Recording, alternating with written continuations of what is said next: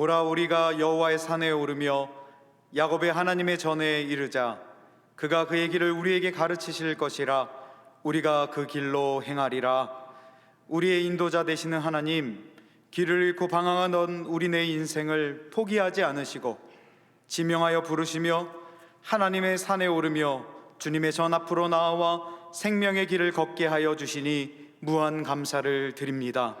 성령 강림 후 12번째 주일, 이 아침 주님의 전으로 나아와 하나님의 인도하심을 구하는 주의 백성들에게 성령의 충만함을 더하여 주옵시고 길이요 진리요 생명이신 예수님을 따라 온전히 살아내는 은혜를 부어 주시옵소서.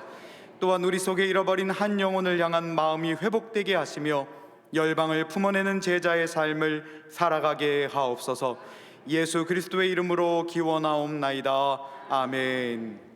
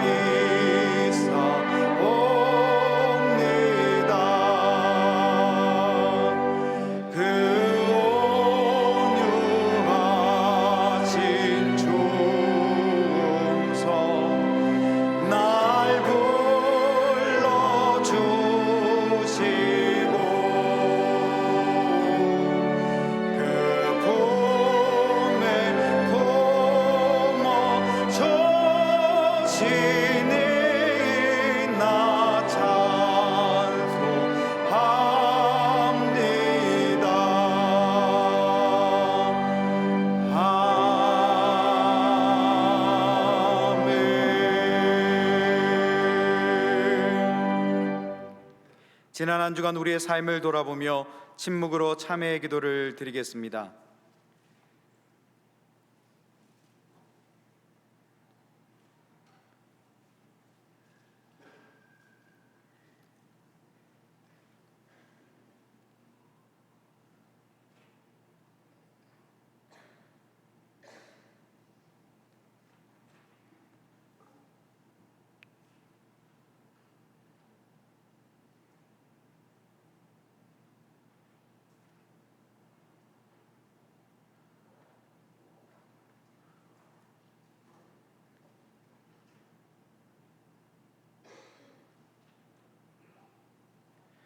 하나님께서 주시는 사제의 말씀입니다. 내가 너희에게 이르노니 이와 같이 죄인 한 사람이 회개하면 하늘에서는 회개할 것이 없는 의인 99으로 말미암아 기뻐하는 것보다 더하리라. 아멘.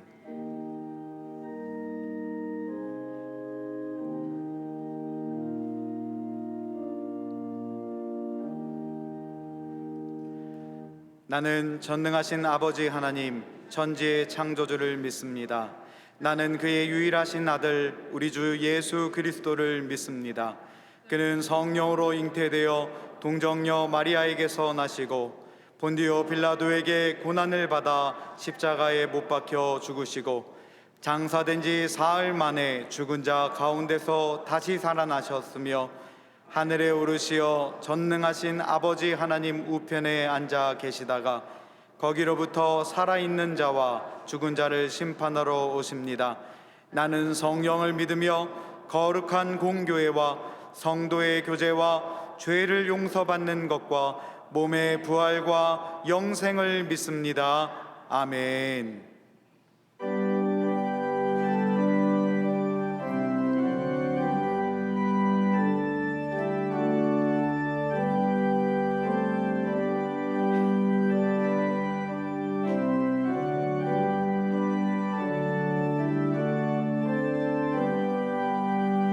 그 참혹한 십자가에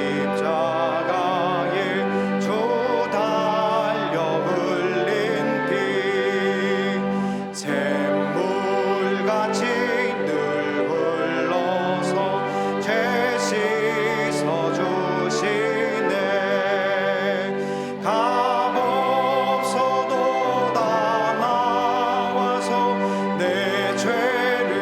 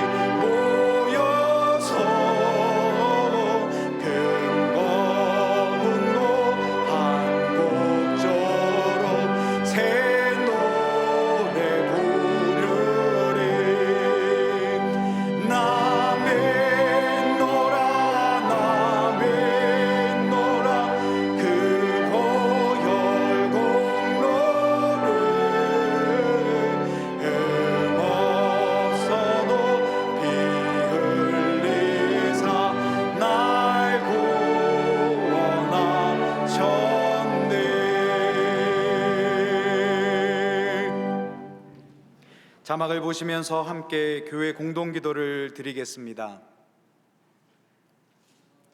전능하신 하나님 아버지, 전도 폭발 훈련을 통해 복음을 체계적으로 배우고 복음의 열정으로 무장되어 하나님이 명하신 전도자의 사명을 품고 살아가게 하여 주옵소서. 하반기 목장 개강을 통해 성도 간의 풍성한 나눔과 영적인 교제가 이루어져 서로 사랑하는 성도들이 되게 하여 주시고 전도와 선교의 사역이 기쁨 가운데 일어나게 하옵소서. 복지의 사각지대에 놓여 고통받는 이웃들의 삶에 관심을 갖게 하여 주시고 이들을 돕기 위한 사회적 구조가 견고히 구축되어 더불어 살아가는 사랑의 사회가 되게 하여 주옵소서. 담임 목사님의 영육간의 강건함을 주시고 가정과 사역 위에 하나님의 은혜와 평강이 충만하게 하옵소서. 이제는 각 개인의 기도 제목과 작정한 한 영혼을 위하여 그리고 환우들을 위하여 기도를 올려드리겠습니다. 하나님 감사합니다. 주님 은혜 가운데서 이렇게 공동 기도 제목을 아뢰며 또한 개인의 기도 제목과 작정한 한 영혼을 위해 기도하게 하시니 감사합니다. 하나님 개인의 마음에 소원을 두고 행하시는 분이 여호와 하나님이심을 믿습니다. 그 귀한 소원 하나하나마다 하나님께 영광이 되게 하시고 하나님의 때 하나님의 방법으로 이루어지는 역사를 보게 하여 주옵소서. 작정한 한 영혼이 있습니다. 우리 연초에 적어 올렸던 그 모든 영혼들 기억하시고 하나님의 때 주의 전으로 부르셔서 구원받게 하여 주옵소서. 환우들을 위해 기도합니다. 지금도 아픈 눈물 흘리는 귀한 영혼들 붙잡아 주시고 회복시켜 주시옵소서.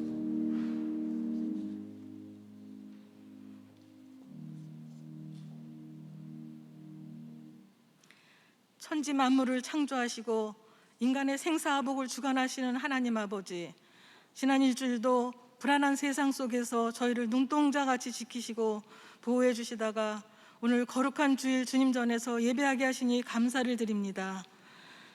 8월의 마지막 주일입니다. 올여름 기후변화로 인해서 산불, 가뭄, 집중호우로 인한 갖가지 재해를 겪으며 인간의 욕심, 자신의 만족과 이익을 추구하며 하나님의 창조물을 해롭게 하여 무서운 결과를 초래하는 인간의 무지함을 다시 한번 깨닫게 됩니다. 용서해 주시고 바르게 고쳐나갈 수 있도록 지혜를 허락해 주시옵소서. 주님이 주신 지혜로 참된 기쁨과 평안을 누리며 사는 세상을 만나게 해 주시옵소서. 우리에게 주어진 시간과 물질을 하나님 앞에 잘 사용하고 우리에게 처해 있는 환경과 직업을 통해서 하나님께 영광 올리는 삶이 되게 하여 주시옵소서. 동안교회를 사랑하시는 주 하나님, 폭염 가운데에서도 여름 수련회, 성경학교, 농촌 봉사활동 등 여름 사역을 주님 은혜로 무사히 진행하게 하시니 감사를 드립니다. 이제 올 하반기 사역이 시작되고 있습니다. 목장 개강 예배, 90일 성경일독학교, 동안결혼예배학교, 전도 폭발 훈련학교 등 프로그램마다 함께 하시어 주님 주시는 은혜를 체험하게 하시고 사랑을 경험하게 하여 주시옵소서. 사람이 마음으로 자기 길을 계획할지라도 그의 걸음을 인도하시는 이는 여호와시라 하셨는데 올 하반기에 일어나는 모든 계획을 걸음걸음 인도하시어 지금껏 경험하지 못했던 하나님의 숨결을 느낄 수 있도록 은혜 베풀어 주시옵소서. 사랑의 하나님, 세계는 지금 빙하가 녹아내리며 기후변화로 인해서 가뭄과 산불, 폭우 등 갖가지 재해가 발생하고 있으며 물가 상승, 고금리로 인한 경제적 위기가 우리 가까이 엄습해오고 있습니다. 정치적으로는 혼란이 거듭되니 주님, 우리의 무지함을 용서해 주시옵고 주님 주시는 지혜로 풀어가게 하여 주시옵소서. 광야의 길을 내시고 사막의 강을 내시며 새 일을 행하시는 하나님을 믿고 의지하며 은혜를 경험하며 하나님을 찬송하는 주의 백성들 되게 하여 주시옵소서. 오늘 마음과 뜻과 정성을 다해 주님 앞에 예배드리는 주님의 자녀들 삶을 지켜주시옵고 은혜로 채우시며 평강의 복을 허락해 주시옵소서. 몸이 불편하여 예배에 참석하지 못한 주님의 자녀들 찾아가 주시어 치료의 손길로 어루만지사 회복되어 함께 예배드릴 수 있도록 은혜 베풀어 주시옵소서. 오늘 예배를 위해서 봉사하는 손길들 기억해 주시옵고 그들의 삶이 물된 동산처럼 풍성한 복으로 채워주시옵고 시온 찬양대의 찬양을 흠양해 주시옵고 그들의 삶이 찬양이 되게 하여 주시옵소서. 담임 목사님 영육의 강건함을 주시옵고 삶 속에 기쁨이 넘치게 하시오며 말씀 전하실 때 성령의 능력으로 붙들어 주시고 듣는 저희들은 독수리 날개쳐 올라가듯 새 힘을 얻게 하여 주시옵소서. 우리를 사랑하시는 예수님의 이름으로 기도했사옵나이다. 아멘.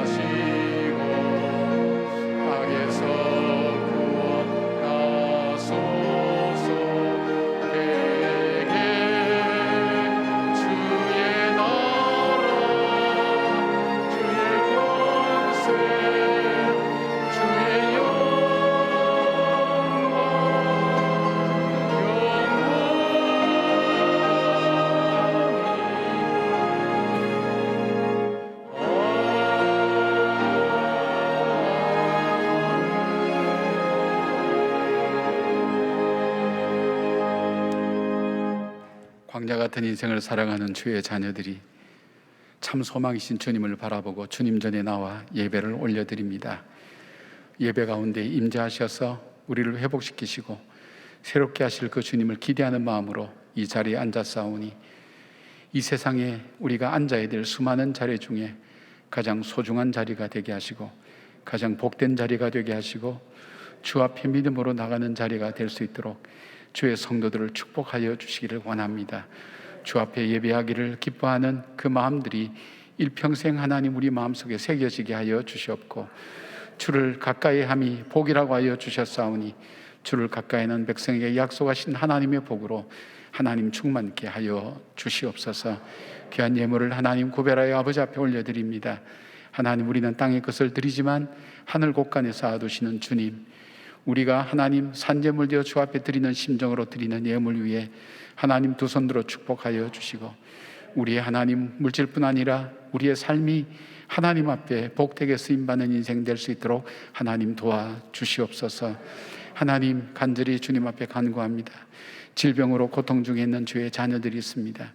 저들 속에 일어나는 절망과 날마다 싸우지 않으면 일어설 수가 없사오니 하나님 새 힘을 주시고 능력을 주시고 병을 이길 수 있는 능력을 주시고 치유하시는 주의 능력을 체험케 하여 주시며 초대교회에 일어났던 놀라운 기적과 이적의 역사들을 체험할 수 있도록 주여 함께 하시고 우리의 믿음 없음을 도와주셔서 담대하고 믿는 믿음, 믿어지는 믿음, 감사한 믿음이 우리 가운데 넘치게 하여 주시옵소서.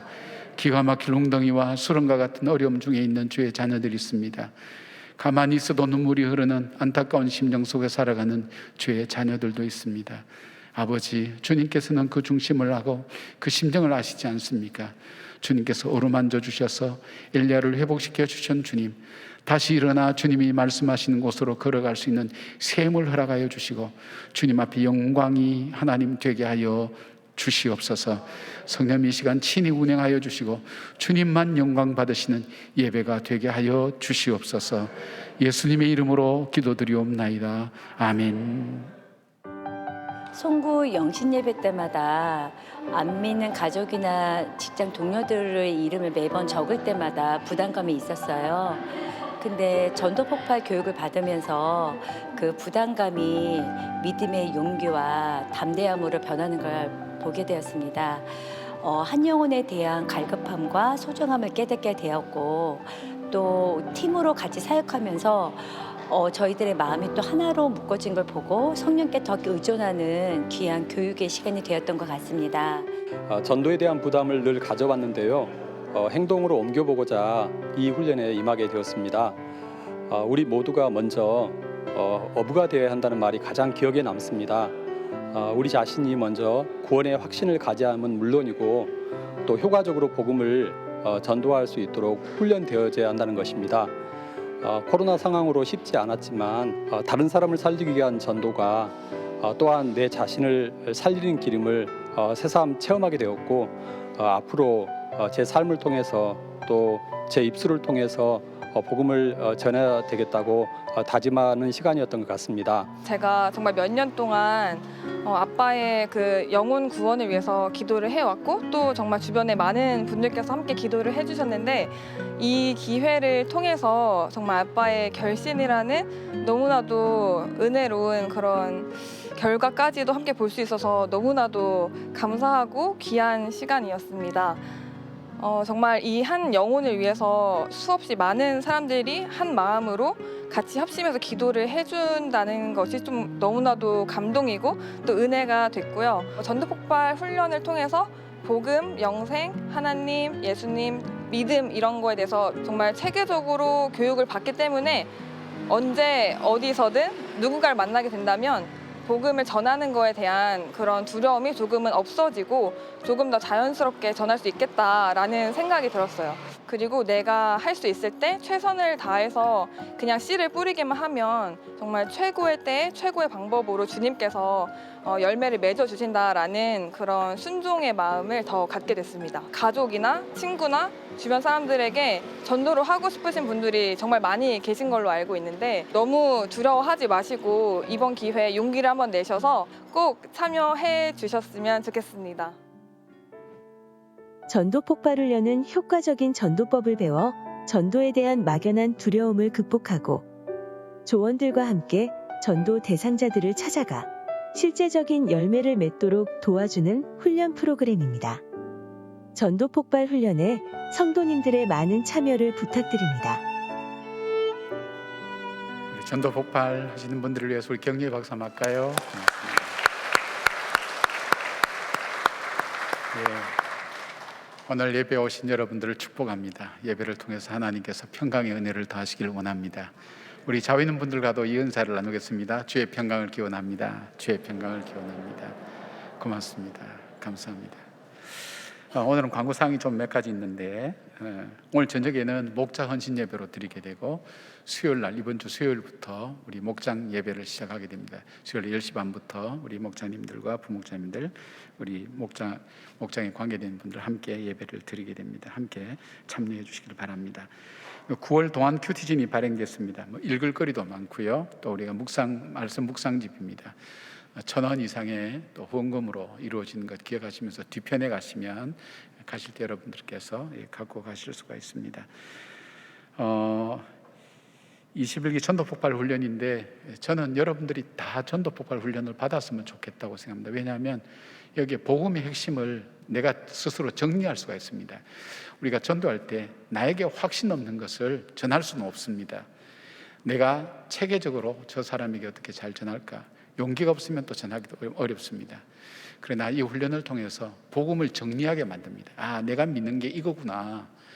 내가 전해야 될 게 이거구나. 그걸 확실하게 알게 하고 또 여러 가지 도와주는 분들을 통해서 함께 용기를 갖고 정말 하나님께서 어떻게 역사하신지를 체험할 수 있는 굉장히 좋은 훈련입니다. 여러분 용기를 내셔서 한번 참여를 꼭 해보시길 바랍니다. 이 훈련을 통해서 내가 믿는 믿음이라는 게 이런 거구나, 이걸 믿는 거구나. 그러니까 믿음의 대상과 믿음의 내용이 뭔가를 명확하게 알 수 있고 정리할 수가 있습니다. 꼭 여러분이 함께 참여해 주시면 고맙겠습니다. 우리 발리 선교센터를 지우고 비전센터를 짓고 우리가 참 여러 가지로 걱정 많이 하면서 기도했는데 우리 유호정 목사님이 가셔서 지금 사역이 잘 이루어지고 있습니다. 그리고 특별히 코로나 이 상황 속에서 미국에서 우리 함께 동역하는 우리 그 블루오션 선교팀에서 3년간 계속 한 3만 불씩 계속 좀 도와주셨고 저희들도 몇 천만 원 보내서 어려운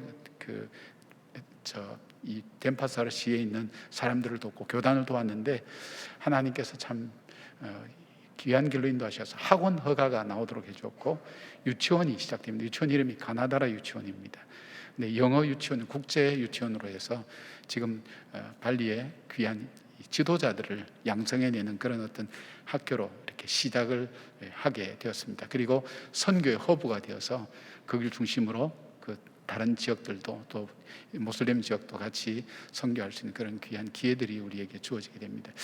기도하는 결실들이 하나씩 이루어져서 하나님께서 선하게 인도하시는구나 하는 생각을 합니다. 근데 이번에 사랑의 집 짓기 팀이 가게 됩니다. 우리가 한번 갔다 오셨죠. 집은 보수되고 고쳐져야 되는데, 또 교회도 많이 고쳐져야 되는데 마땅한 사람도 없고 예산도 없어서 힘들어하는 그분들을 우리 건축에 여러 가지 전문성을 가진 분들이 함께 가셔서 헌신하고 돕고 또 집을 고쳐주기도 하고 수리해주기도 하는 그 사역입니다. 여러분께서 많이 격려해 주시기를 부탁을 드립니다. 우리 결혼 예비학교, 그러니까 그렇잖아요. 우리가 여행을 가거나 해외여행을 가거나 또 지방 여행을 갈 때 갈 준비를 하시잖아요. 근데 누가 그랬다 그러잖아요. 아빠 엄마 천국 가죠. 천국 간다고 그러니까, 근데 엄마 아빠는 왜 천국 갈 준비를 안 하세요? 자녀가 그렇게 물어봤다는 거예요. 마찬가지로 결혼이라는 것이 우리에게 참 중요하고 우리 일평생에 제 인생을 시작하는 굉장히 중요한데, 사실 결혼식 준비도 많이 하는데 결혼 준비를 못 합니다.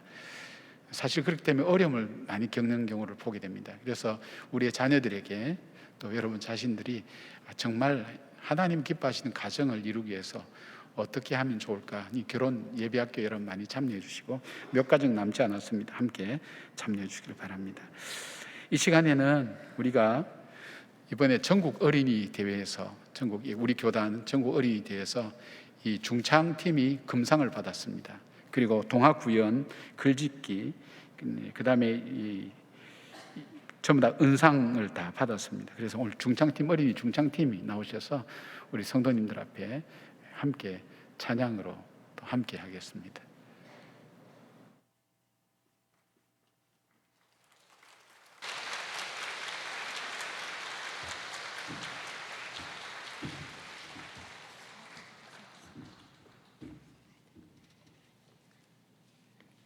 차렷 인사.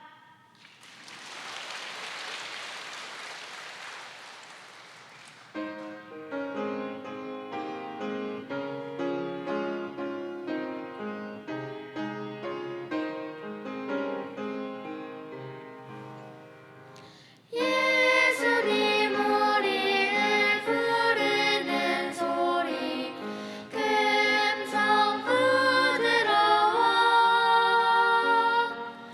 문 앞에 나와서 사면을 보며 우리를 기다리네. 오라 오라 방황치 말고 오라. 죄 있는 자들아 이리로 오라. 주 예수 앞에 오라.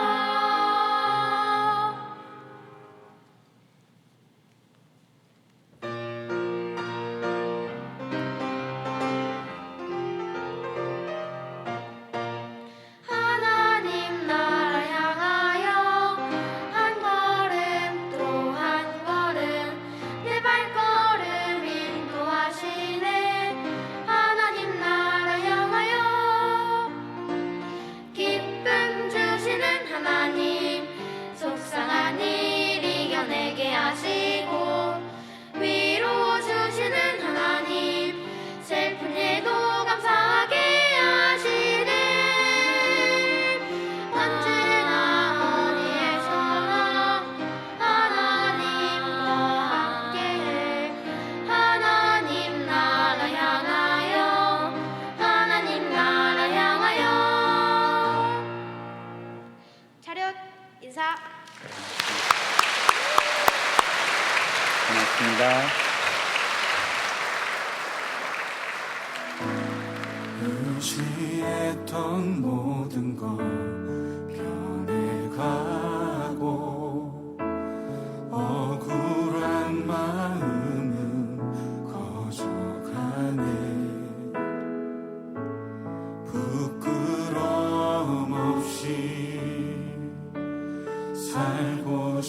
것만 주님 아시네.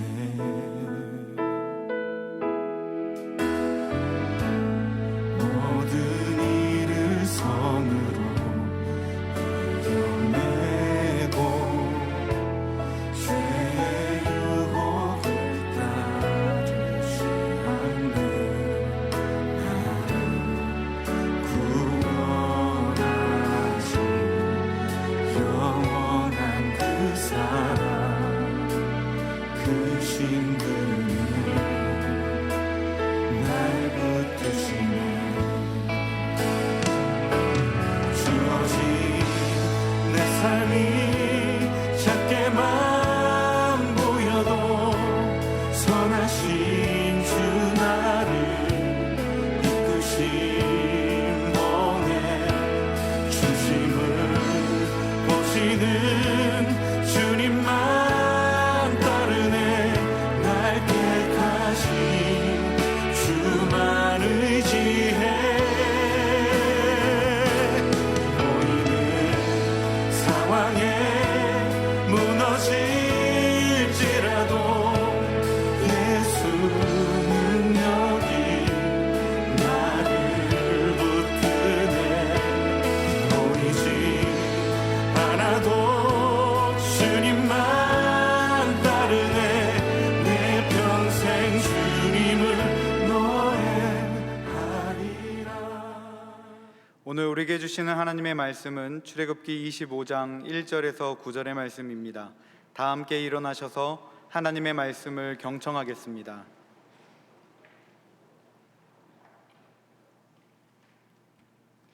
여호와께서 모세에게 말씀하여 이르시되 이스라엘 자손에게 명령하여 내게 예물을 가져오라 하고 기쁜 마음으로 내는 자가 내게 바치는 모든 것을 너희는 받을지니라. 너희가 그들에게서 받은 예물은 이러하니 금과 은과 녹과 청색 자색 홍색 실과 가는 배실과 염소털과 붉은 물 들인 순양의 가죽과 해달의 가죽과 조각목과 등유와 관유에 드는 향료와 분향할 향을 만들 향품과 호마노며 애복과 흉패에 물릴 보석이니라.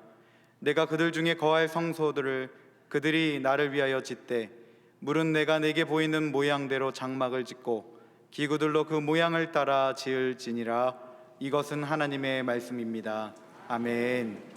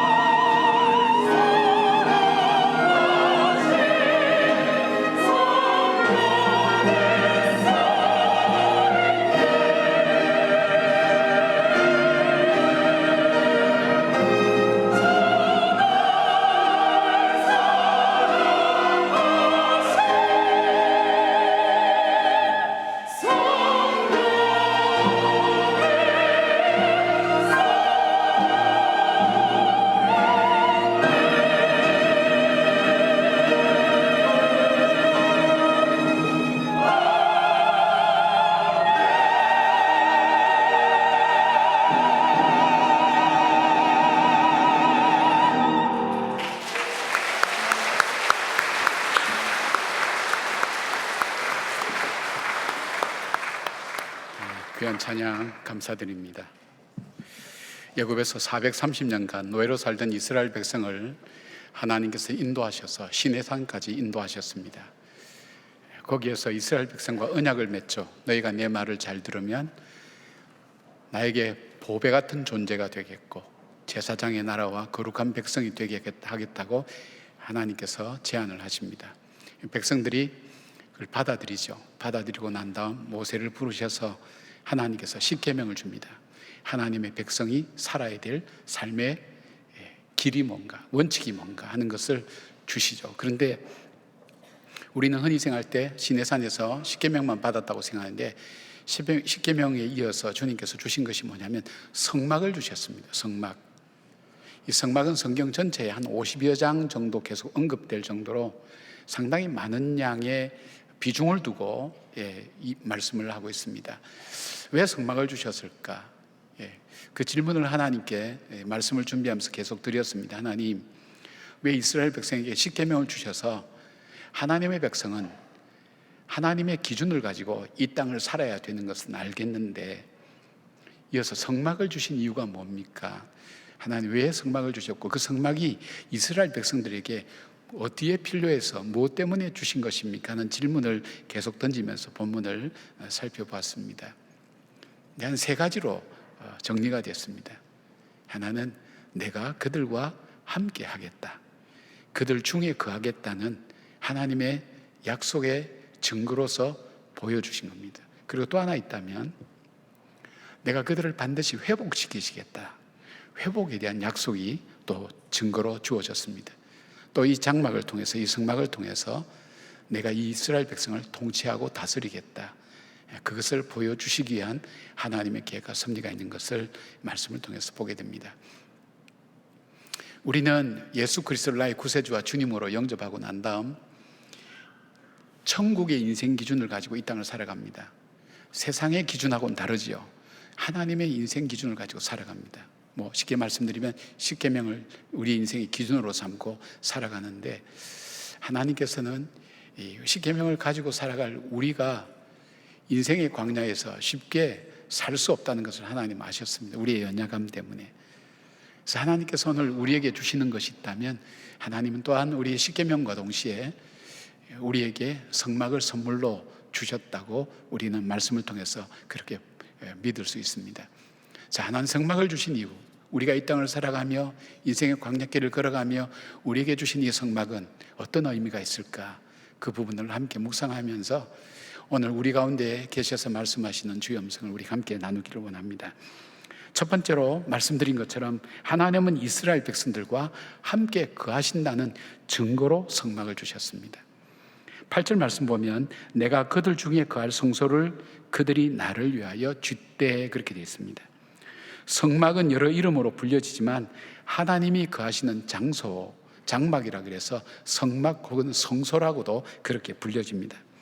성막은 흰 세마포로 세워진 텐트인데 성막들, 성소, 지성소 이렇게 세 부분으로 나누어져 있습니다. 가로의 길이는 22.5m, 세로는 45m, 높이는 2m 정도 되니까 그렇게 큰 어떤 부분은 아닙니다. 그런데 여기에 하나님이 거하시겠다고 이스라엘 백성에게 말씀하신 겁니다. 하나님은 어디나 거하십니다. 이 세상의 어떤 것으로도 하나님을 다 담아낼 수가 없습니다. 설명할 수 없습니다. 그런데 그 하나님께서, 그 존귀하신 하나님께서, 그 크신 하나님께서 조그마한 이 성막 속에 내가 거기에 거하겠다. 그리고 그 백성들과 함께 하겠다. 그렇게 말씀하신 겁니다. 그 증거로 성막을 주신 겁니다.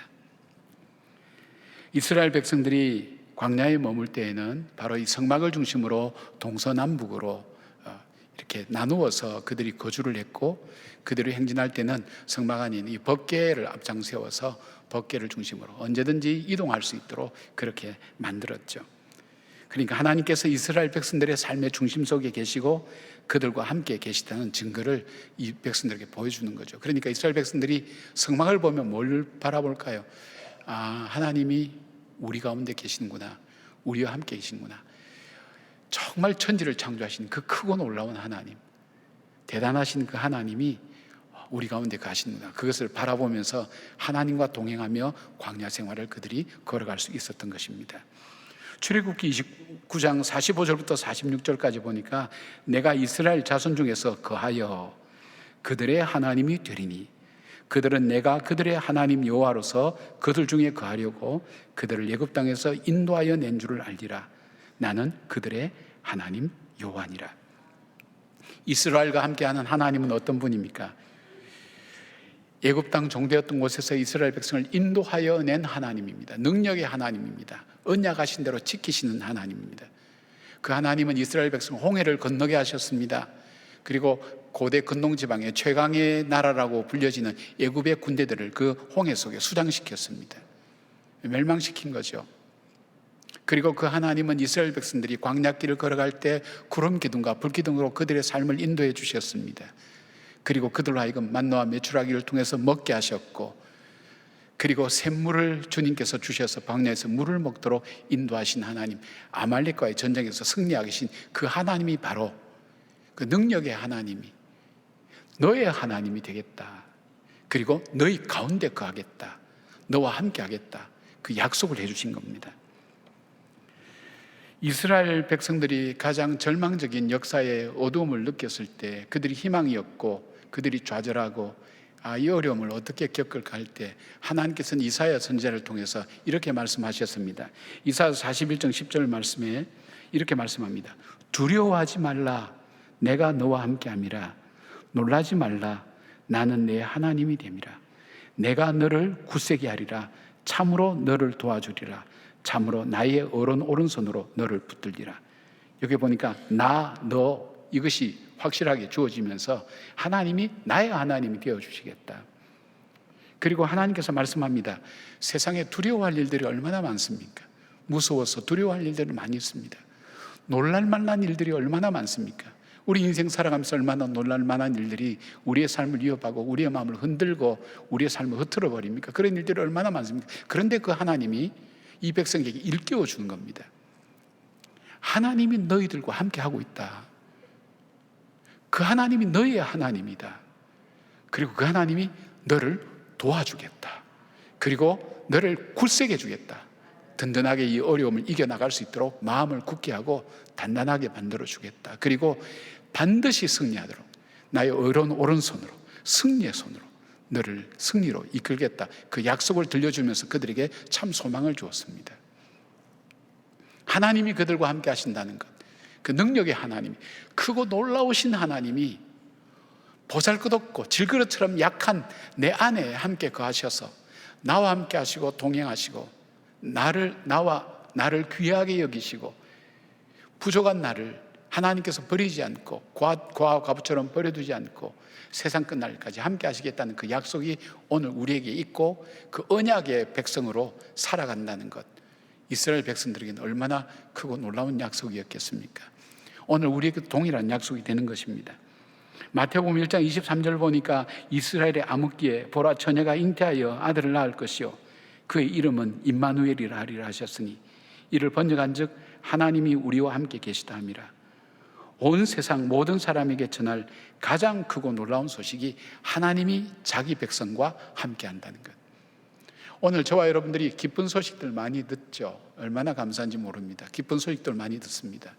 우리가 슬프고 힘든 소식도 듣지만 기쁜 소식도 많이 듣습니다. 그러나 모든 사람에게 가장 큰 기쁜 소식은 그 존귀하신 하나님이 우리와 함께 하신다는 것, 나와 함께 하신다는 바로 그 사실들을 하나님께서는 성막을 통해서 이스라엘 백성들에게 증거로 보여주신 것입니다.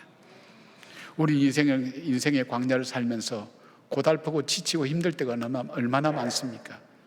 소년이라도 넘어질 수밖에 없고 장정이라도 자빠질 수밖에 없는 이 상황 속에서 얼마나 힘들고 어려운 일들 우리는 많이 겪어갑니다. 우리가 지쳐나갈 때, 우리 힘으로 감당하지 못할 때, 아마 그것이 아마 이스라엘 백성들의 고민이 아니었을까요? 가도 어디가 길인지 알 수 없고 그리고 어디에서 끝날지 알 수 없는 그 광야길을 매일매일 걸어간다고 한번 생각해 보십시오. 그들 속에 삶의 희망이 무엇이며 기쁨이 무엇이며 언제 일이 끝날지 모르는 안타까움 속에 살아가는 그들 속에, 크고 작은 위험들이 도사리고 있는 그들 속에 하나님이, 그 전능하신 하나님이 너와 함께하며 너희 중에 거하며 너를 돕고 너를 지키고 보호하시고 인도하시겠다 역사하실 때 그것이 얼마나 큰 힘이 되었을까요? 이스라엘 백성이 언제 실패했을까요? 어렵고 힘든 일이 이스라엘을 패배하게 만들고 주저앉게 만들었나요? 아니었습니다.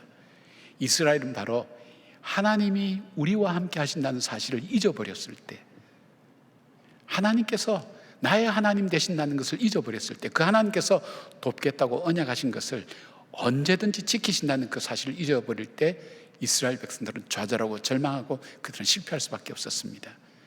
그러나 그들이 아무리 어렵고 힘든 일이 있다 할지라도 그 하나님을 의지하고 그 하나님이 우리 가운데 계심을 그들이 믿었을 때에 홍해가 길이 될 줄 누가 알았겠습니까? 하나님께서 그 길을 여십니다. 우리 장로님 기도 속에 정말 광야에 길을 내시고 사막에 샘물을 내시는 그 하나님, 강을 만드시는 그 하나님의 능력을 이들이 체험하면서 그 하나님의 은혜 가운데 얼마나 복되게 어려운 인생길을 걸어갈 수 있었겠습니까? 우리에게도 마찬가지입니다. 우리는 자주자주 어려운 문제에 닥치고 힘든 일 닥치면 우리는 이 사실을 잊어버립니다. 아, 하나님이 나와 함께 계시지, 나와 동행하신다고 약속하셨지, 그 하나님은 전지전능한 하나님이시, 그 약속하신 것을 지키기 위해서 그분은 자기 아들 독생자 예수 그리스도를 십자가에 못 박아 죽게 만드셨지.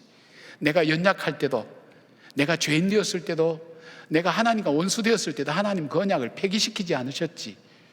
그 언약의 하나님께서 나와 함께 하시지, 능력의 하나님이 나와 함께 하시지. 그 사실들을 우리가 다시 한번 기억할 수 있다면, 믿을 수 있다면 다시금 우리는 주저앉거나 그리고 중단하거나 패배하거나 절망하지는 않을 것입니다. 여러분 삶에 하나님께서 여러분과 함께 계신 증거 있습니까? 여러분이 바라보면서 정말 하나님이 나와 함께 하시구나, 하나님이 나를 도우시고 함께 계시는구나 하는 그 증거가 여러분 삶 속에 있습니까? 여러분, 저는 이사야 41장 10절 말씀을 제 인생에 어쩌면 가장 힘들 때 이 말씀을 받았습니다.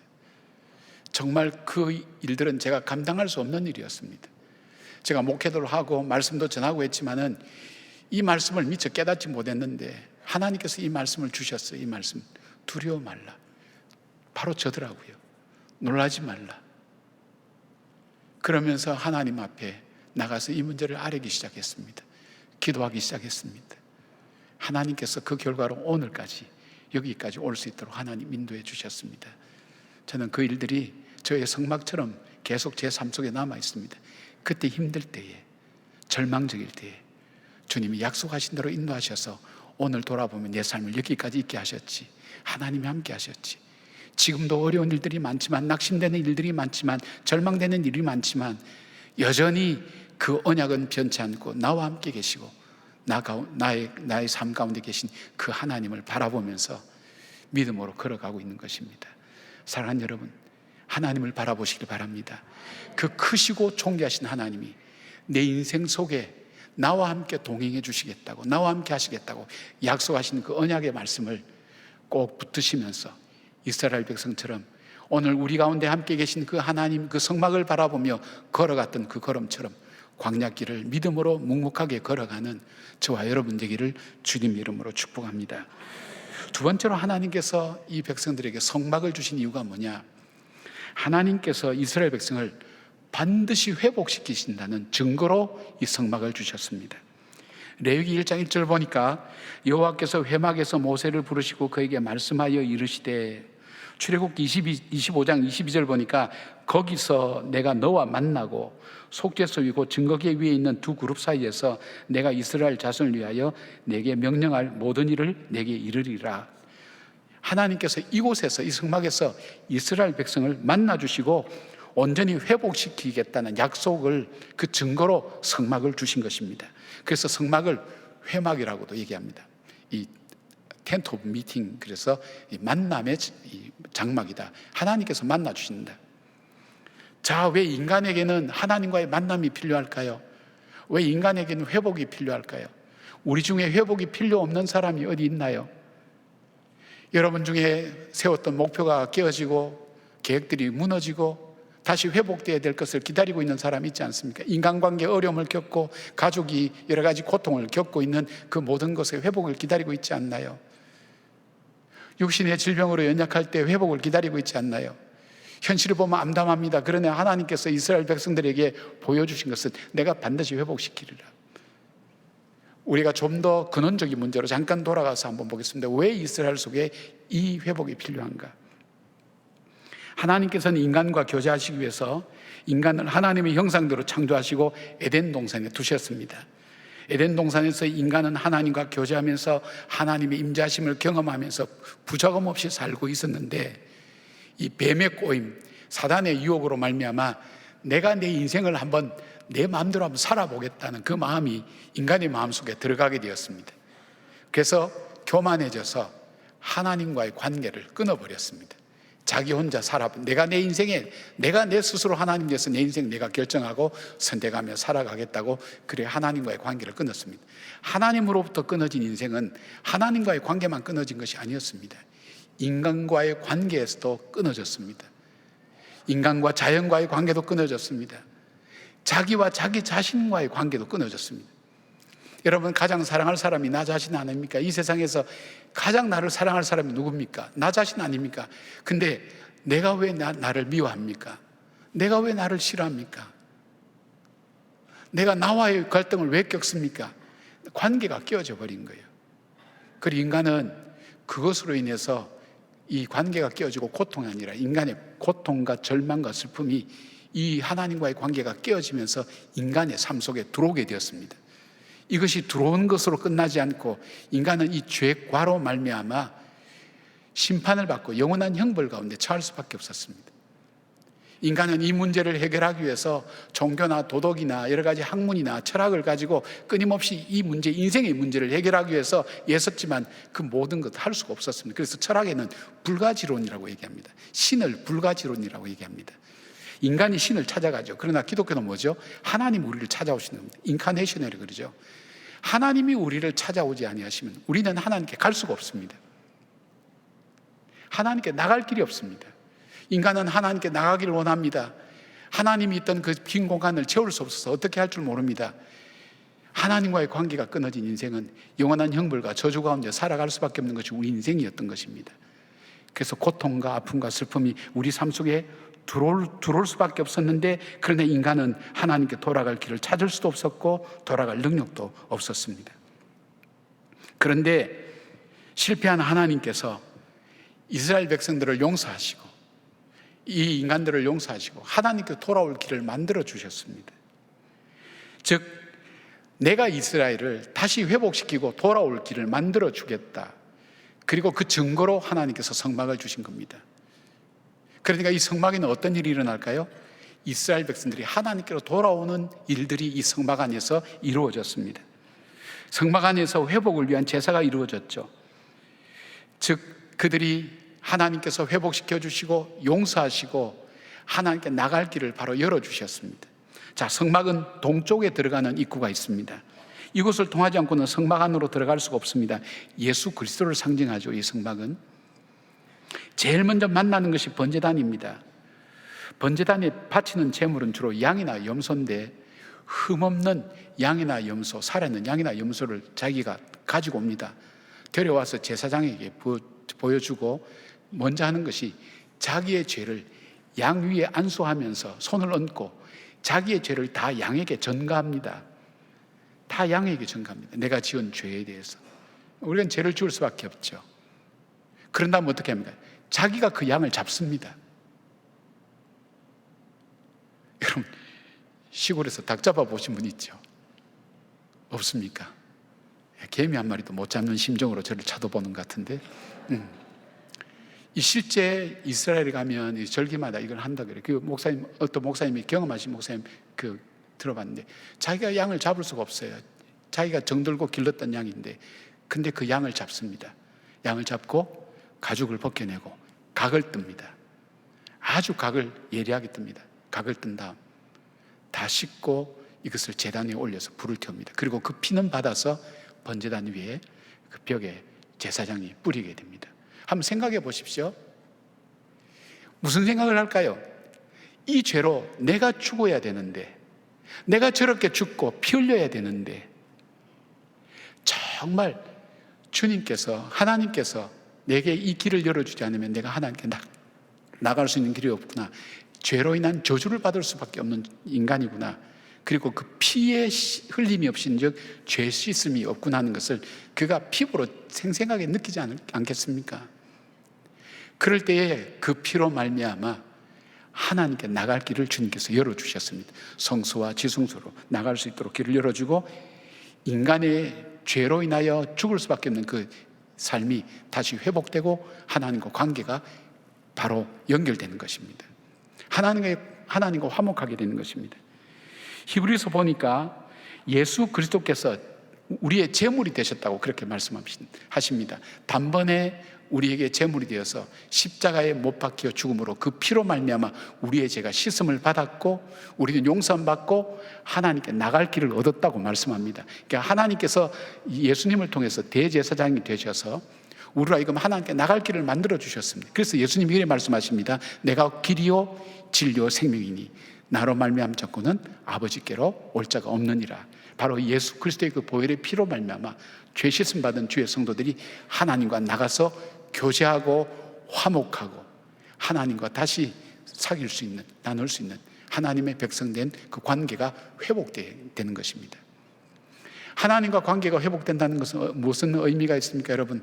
내 인생의 문제가 해결되는 겁니다. 하나님과의 관계가 해결될 때에 내가 이 땅 속에 이루어지는 수많은 아픔과 고통과 슬픔과 그리고 낙심과 절망된 일들 속에서 하나님과 교제가 이루어질 때 하나님이 주어지시는, 하나님이 주신 능력으로 우리는 이겨낼 수가 있고 감당할 수가 있고 새 생명을 얻을 수가 있는 것입니다. 히브리서 4장 14절에서 16절에는 이렇게 말씀합니다. 그러므로 우리에게 큰 대제사장이 계시니 성천하시니 곧 하나님의 아들 예수시라. 우리가 믿는 도리를 굳게 잡을지어다. 우리에게 있는 대제사장은 우리의 약함을 동정하지 못하실 리가 아니요 모든 일에 우리와 똑같이 시험을 받으신 이로되 죄는 없으시니라.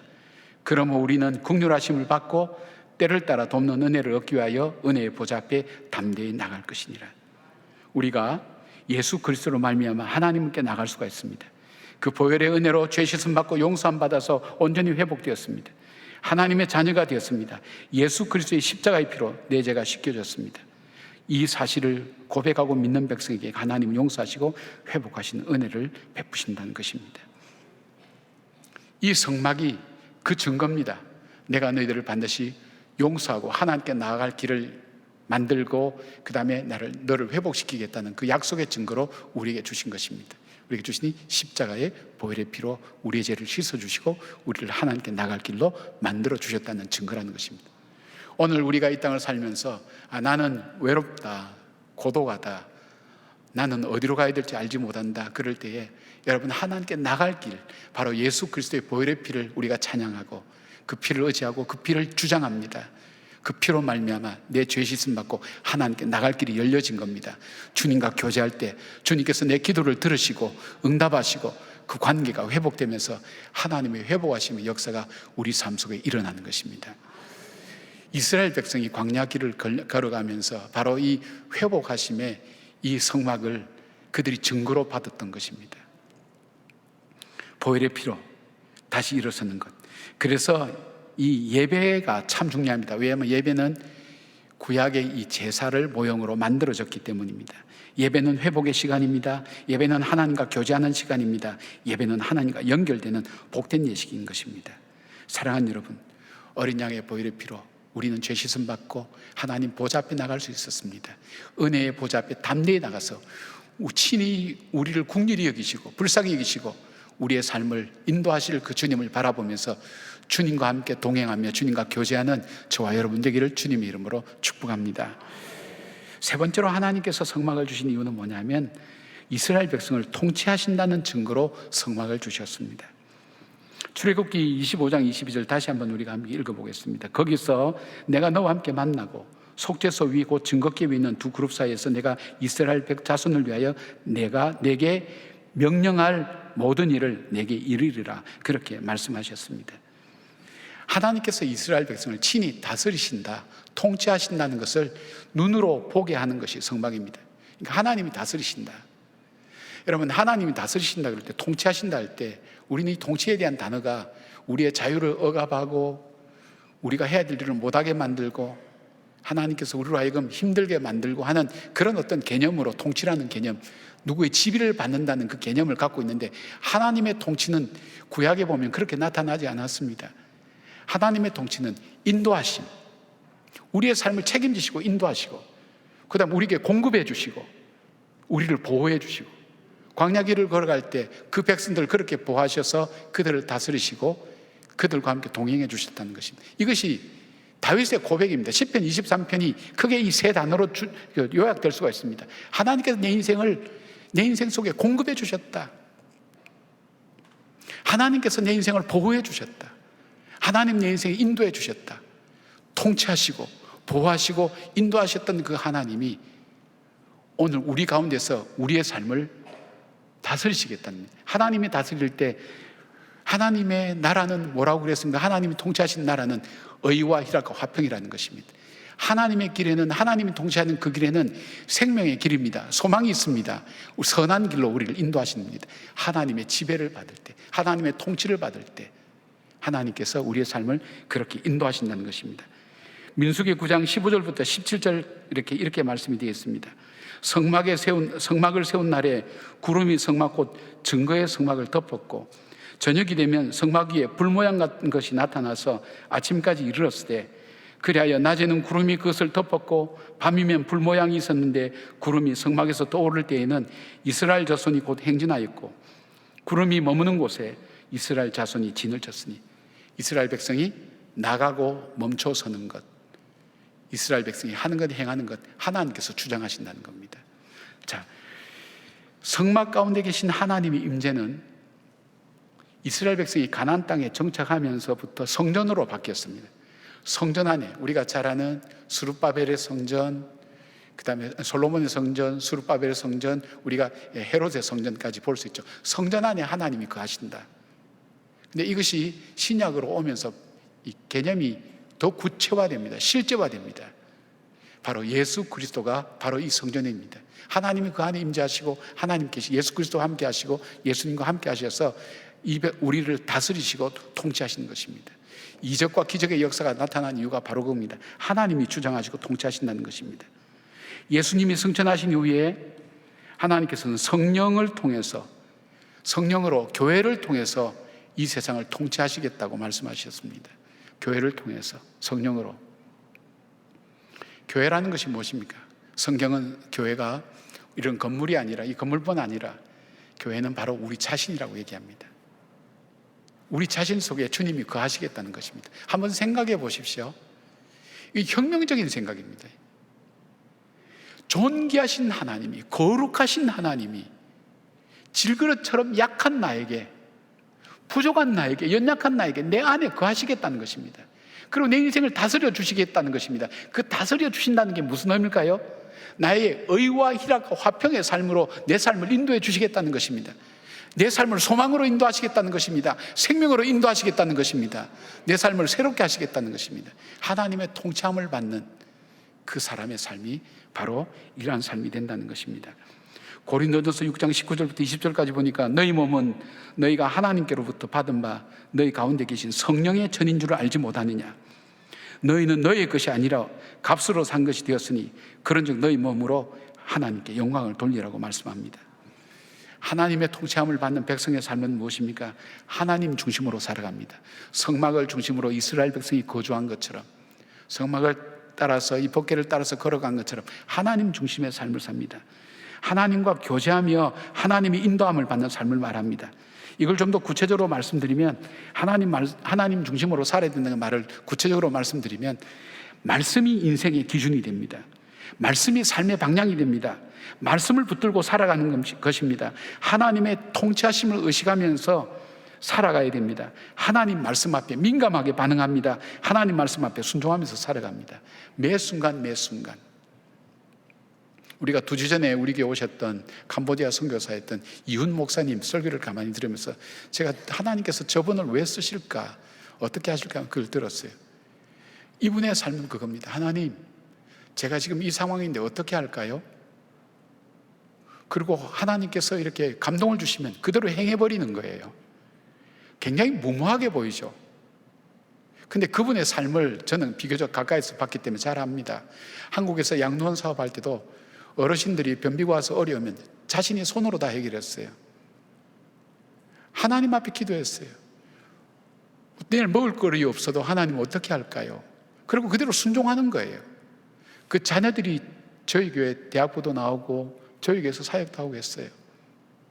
그 가정을 잘 아는 이 목사님 삶이 그건 거예요. 지금 캄보디아 갑자기 하나님 캄보디아에 감동을 주셔서 가셨는데 누가 도와준 사람 없어요. 자녀들이 도울 수밖에 없었어요. 천막을 치고 사모님하고 두 분이 거기서 삽니다. 용변도 해결할 장소가 없다고 그랬어요. 학교를 세웠어요. 하나님 말씀대로 그들을 가르치고 복음을 전하는 거예요. 누가 도와준 사람 없어요. 이제 저희 교회에서 파송하면서 조금씩 생활비나 이런 걸 보내드리긴 하지만 그렇게 많지는 않아요. 근데 그분의 일상 속에서 묻는 것이, 하나님, 제가 이런 마음 들어가는데 이거 하나님 기뻐하시는 마음이세요? 하나님과 대화를 하는 거예요. 그리고 하나님께서 감동을 주실 때 감동대로 행하시는 것을 보았습니다. 근데 참 신기한 일들을 많이 체험합니다. 그날도 간증을 했는데 하나님께서 기가 막히게 인도하셔서 하나님의 길로, 우리가 볼 때는 불가능한 일인데 무모한 짓 같은데 하나님께서 소망의 길, 생명의 길, 능력의 길로 열어가는 것을 많이 바라봅니다. 물론 인간이기 때문에 때로는 어려움을 당할 수도 있고 힘든 일을 당할 수도 있지만 좌절하지 않고 하나님의 말씀대로 순종하는 것을 봅니다. 자, 하나님 중심으로 사는 사람은 하나님 말씀 앞에 민감해야 됩니다. 그 다음에 하나님 중심으로 사는 사람은 또 뭐가 있습니까? 영적인 호흡이 이루어져야 됩니다. 하나님과 교제가 이루어져야 됩니다. 하나님의 교제는 뭡니까? 기도입니다. 이 하나님과 대화하고 교제하는 시간이 기도의 시간입니다. 우리가 하나님께 우리의 문제와 나갈 길을 여쭤봅니다. 근데 우리는 기도를 한다고 하면서 하나님과 교제하는 사람은 쉽지 않습니다. 왜냐하면 우리가 일방적으로 내가 하고 싶은 얘기를 막 쏟아놓고 난 다음에 그냥 자리를 떠나버립니다. 교제라는 건 뭘까요? 서로가 대화하고 서로가 의사소통을 해야 교제가 이루어지는 겁니다. 여러분, 사람을 만났는데 다시 만나고 싶지 않은 사람이 어떤 사람입니까? 좀 더 쉽게 질문을 드릴까요? 요즘 할아버지들이 손자 자랑하게 되면 뭐라고 합니까?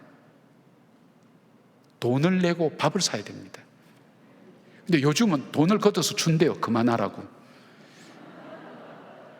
여러분, 뭘 말합니까? 자기 이야기만 하는 사람 만나면 우리 만나고 싶지 않아요. 만난 사람을 또 만나고 싶은 사람은 어딜까요? 내 이야기를 들어주는 사람. 우리가 하나님께 왜 가까이 나갈까요? 내 이야기를 들어주시니까. 평가하지 않고 비판하지 않고 판단하지 않고 있는 그대로 들어주시니까 하나님께 나갈 때 우리 마음이 편한 겁니다. 마찬가지입니다. 근데 하나님께서 우리에게 하실 말씀이 있다면 뭐랄까요? 나도 좀 말 좀 하자. 너만 얘기하지 말고 너 얘기만 싹 해놓고 싹 가지 말고. 그러니까 우리가 기도라는 게 뭘까요? 하나님의 임재하심 앞에 머무는 것입니다. 하나님이 무슨 말씀을 하실까? 주님이 저에게 하시고 싶은 말씀이 뭐세요? 무슨 말씀 하시고 싶으세요? 하나님 앞에 하나님께 기도하는 것입니다. 저는 이제 귀가 좀 이렇게 안 좋으니까 이렇게 소리에 민감합니다. 민감하기도 하고 예민하기도 하고 어려움을 많이 겪기도 하고 하는데 제가 하나님 앞에 그런 기도를 드렸어요. 그러다 보니까 이 듣는 것에 대해서 참 신경을 많이 쓰는 거예요. 어느 날 하나님께 주신 것이 넌 나에게 이야기만 했지 내 말을 들으려고 하지 않는다. 하나님의 음성을 하나님 하시고 싶은 말씀이 뭐세요? 요즘 제가 기도할 때 하나님께 드리는 기도가 하나님 뭘 말씀하시기를 원하세요? 저에게 말씀해 주세요. 그런데 내가 경험했던 것도 아니고 내가 생각했던 것도 아니고 내가 아는 지식이 아니라 뜻밖의 하나님의 응답을 주시는 경우가 얼마나 많은지 모릅니다. 출애굽기 25장 2절에 보니까 본문에 이스라엘 자손에게 명령하여 내게 예물을 가져오라 하고 기쁜 마음으로 내는 자가 내게 바치는 모든 것을 너희는 받을지니라 되어 있습니다. 어떤 사람이 예물을 가져올까요? 내 삶이 하나님의 통치하심을 받는다. 이 모든 것은 하나님께 속하였다는 그 믿음을 가진 사람이 하나님께 예물을 가지고 옵니다. 그래서 사도 바울은 이렇게 말씀합니다. 자기를 드리지 못하는 사람은 예물을 드릴 수 없다 그랬어요. 기쁨으로 드릴 수 없다 그랬어요. 그리고 바울은 뭐라 그럽니까? 나를 쳐서 복종시킨다는 거예요. 내 육신의 생각과 내 욕심이 나에게 일어날 때 그것을 쳐서 복종시켜서 어디에요? 하나님 말씀 앞에 나를 복종시킨다는 거예요. 하나님의 말씀을 따라가는 그 삶의 결과가 뭡니까? 바로 생명과 소망인 것입니다. 우리가 봉사할 때도 마찬가지입니다. 예물 드리는 삶이 어떤 삶입니까? 우리가 일상생활할 때도 마찬가지입니다. 삶을 통해서 하나님께서 나의 삶의 주인이시라는 고백이 성품을 통해서, 인격을 통해서, 습관을 통해서 나타나는 증거가 있어야 됩니다. 주님의 통치를 받는 사람은 주님 중심으로 살아갑니다. 그것이 삶의 현장에 나타납니다. 우리 안에 계신 성령의 인도함을 받아서 하나님의 거룩함이 우리 삶의 증거로 나타납니다. 그런 면에서 예배는 굉장히 소중합니다. 왜요? 예배는 우리 가운데 주님이 함께 계심을 의식하는 시간입니다. 그 주님이 우리를 회복시키시겠다고 용서하심을 기억하는 시간입니다. 우리의 삶에 주님이 동행해 주시겠다는 약속의 말씀을 다시 붙잡는 시간이 되기 때문입니다. 그래서 예배에 실패하면 인생에 실패한 이유가 바로 그 이유입니다. 예배라는 것이 참 중요합니다. 예배를 통해서 하나님이 오늘도 내 삶 가운데 함께 계신 것을 깨닫는 시간입니다. 예배를 통해서 다시 그걸 인식하는 시간입니다. 주님께서 회복의 길을 반드시 열어주시겠다고 약속하신 것을 붙잡는 것입니다. 하나님께서 내 삶을 지금도 인도하시고 보호하시고 공급하신다고 계신다는 것을 내가 다시 붙들고 일어서서 다시 회복되는 시간이 바로 이 예배 시간이 바로 그 시간인 것입니다. 그래서 참 중요한 시간입니다. 그래서 예배 시간에 하나님의 임재하심이 가득하여서 너무 편안해서 잘 주무시는 분도 계시긴 하지만은 가끔은 깨어서 한 번씩 들어보시는 것도 도움이 됩니다. 박노해 시인의 너의 하늘을 보아라는 시가 있는데 이게 마음에 와닿아서 여러분과 좀 나눴으면 좋겠습니다. 내가 자꾸 쓰러지는 것은 내가 꼭 이룰 것이 있기 때문이야. 내가 지금 길을 잃어버린 것은 내가 가야만 할 길이 있기 때문이야. 내가 다시 울며 가는 것은 내가 꽃피워낼 것이 있기 때문이야. 힘들고 앞이 안 보일 때는 너의 하늘을 보아. 내가 하늘처럼 생각하는, 너를 하늘처럼 바라보는, 너무 힘들어 눈물이 흐를 때는 가만히 내 마음의 가장 깊은 곳에 가닿는 너의 하늘을 보아. 여러분, 우리가 광야길을 걷는 것처럼 우리 인생살이가 그렇게 쉽지만은 않습니다. 살아갈수록 더 느끼는 것이 인생이라는 것이 참 어려운 거구나. 하루하루 산다는 것이 쉬운 문제가 아니구나 하는 생각을 피부로 완전히 절감하면서 살아갑니다. 아마 이스라엘 백성들이 걷는 것처럼 눈을 뜨면 광야밖에 보이지 않는 그 생활이 아닐까요? 그 가운데서 그들이 바라보는 것이 무엇이었습니까? 그 하나님은 우리를 인도하신다. 그 하나님 우리와 함께 계신다. 그 하나님 나를 역사하시고 회복시키신다는 그 믿음의 성막, 그것을 바라보면서 그들은 광야길을 걸어갈 수가 있었던 것입니다. 사랑하는 여러분, 여러분의 성막을 바라보십시오. 우리의 십자가, 예수 그리스도의 십자가를 바라보고 그 존귀하고 거룩하신 하나님이 오늘 나를 통해서 하나님의 거룩한 뜻을 이루기를 원하신다는 그 놀라운 계획들을 우리가 믿음으로 고백하면서 오늘 내 가정을 통해서, 삶을 통해서 주의 거룩함을 이루어가는 우리 모두가 되기를 주님의 이름으로 축복합니다. 아멘. 기도하겠습니다. 힘들고 실패하는 길에 좌절할 때가 많습니다. 가만히 있어도 나도 모르는 사이에 눈물이 저절로 흐를 때도 많습니다. 어려운 광야길을 걸어가는 주의 백성들이 하나님 앞에 섰습니다. 아버지, 말씀하신 성막을 우리에게 선물로 주셨사오니 오늘 우리 가운데 계신 그 주님이 우리와 함께 하심을 믿게 하여 주시옵소서. 우리로 하여금 다시 하나님 앞에서 살아가게 하시고 반드시 회복시키시는 그 하나님을 바라보게 하여 주시옵소서. 오늘도 우리를 다스리시고 우리에게 말씀하시는 그 주님을 따라 생명의 길, 소망의 길을 걸어가는 주의 백성들 되게 하시고 약속을 굳게 믿고 걸어가는 믿음의 부유한 자가 될 수 있도록 도와주시옵소서. 예수님의 이름으로 기도드리옵나이다. 아멘. 다 함께 일어나셔서 찬송가 305장 찬송하시겠습니다.